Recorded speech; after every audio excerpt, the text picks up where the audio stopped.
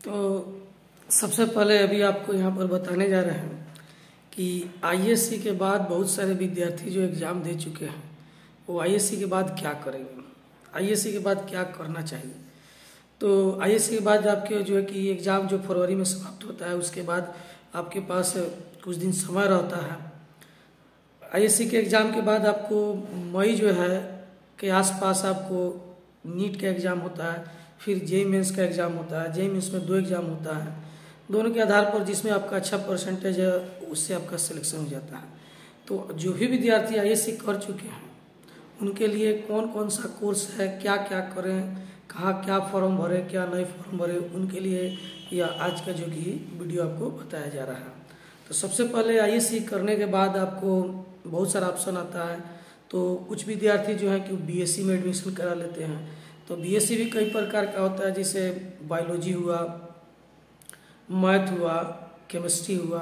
तो इन सब में एडमिशन कराते हैं। तो इन सब का अलग अलग आपका पैटर्न है। इसके अलावा यदि आप कॉम्पिटिटिव एग्ज़ाम का तैयारी करना चाहते हैं तो आईएससी के जस्ट बाद आपको नीट का एग्ज़ाम का फॉर्म भरना होता है। जेईई मेंस है, एग्रीकल्चर है, बीएचयू है, फार्मेसी है आपको। उसके बाद जो है कि आर्मी का एक मेडिकल कोर आता है जो आईएससी के एग्ज़ाम के आधार पर उसका सिलेक्शन का पैटर्न है।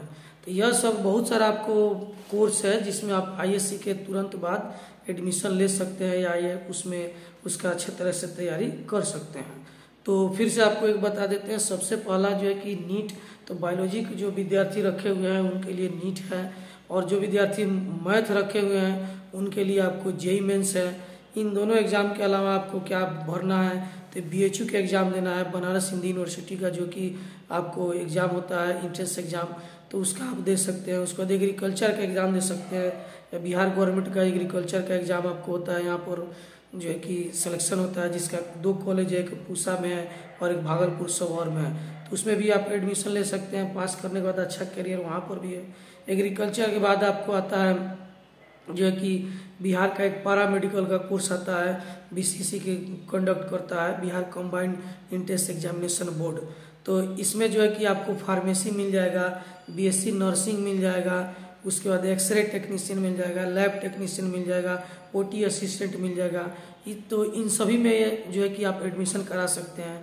और तो यह बिहार का जो पैरा मेडिकल का कोर्स है इसमें 2 तरह का कोर्स का होता है, एक डिप्लोमा कोर्स है और दूसरा जो है कि डिग्री कोर्स है।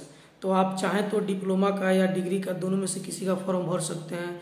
तो डिग्री वाला ज़्यादा बेटर होता है, उसमें सैलरी भी अच्छा होता है। 3 साल का कोर्स होता है, वो आदमी इंटर्नशिप भी होता है उसमें 1 साल, और डिप्लोमा का कोर्स 2 साल का होता है। तो यह सभी बिहार के जितने मेडिकल गवर्नमेंट मेडिकल कॉलेज हैं सभी में इसका पढ़ाई हो रहा है। तो आप इसमें इंट्रेंस एग्ज़ाम देकर जा सकते हैं। इसमें जो है कि आपको फ़ी बहुत कम लगता है। गवर्नमेंट का जो फ़ी है सालाना 2-3 हज़ार रुपया वही आपको लगता है। हॉस्टल आपको फ्री में मिलता है रहने के लिए, और वहाँ पर पढ़ने का कोई एक्स्ट्रा शुल्क आपको नहीं देना पड़ता है। यही सब कोर्स अगर आप प्राइवेट से करना चाहते हैं तो प्राइवेट से जो है कि बहुत सारा आपको खर्च लग जाता है। हर कोर्स का 5 लाख, 6 लाख, 4 लाख, जिस तरह से कोर्स है उस तरह से आपका तो उसमें पैसा लग जाता है। तो आईएससी के बाद JEE mains, NEET, agriculture, Bihar paramedical, BHU, और जो है कि आपको आर्मी का मेडिकल कोर, पॉलिटेक्निक, यह सब आप आराम से कर सकते हैं। तो अब सवाल है कि इन सब का जो है कि फॉर्म कब निकलता है।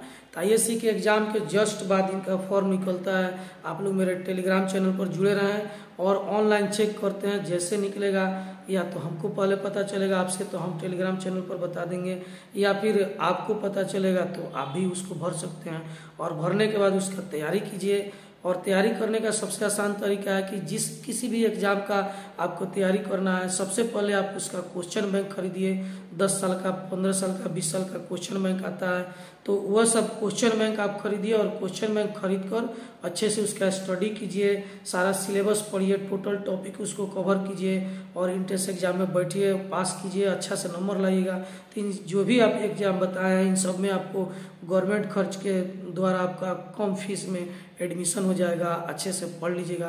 प्राइवेट कॉलेज बहुत सारे संस्था हैं, उसमें अच्छा पैसा लग जाता है। तो आप पहले गवर्नमेंट का तैयारी कीजिए, इसमें नहीं होगा तो फिर आप प्राइवेट में देखिएगा।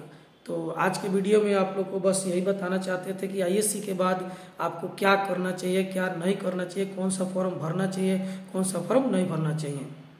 तो यह कुछ आपको जानकारी दिए। अच्छा लगे तो फिर इसको कमेंट कीजिए और शेयर कीजिए। ठीक है, थैंक यू।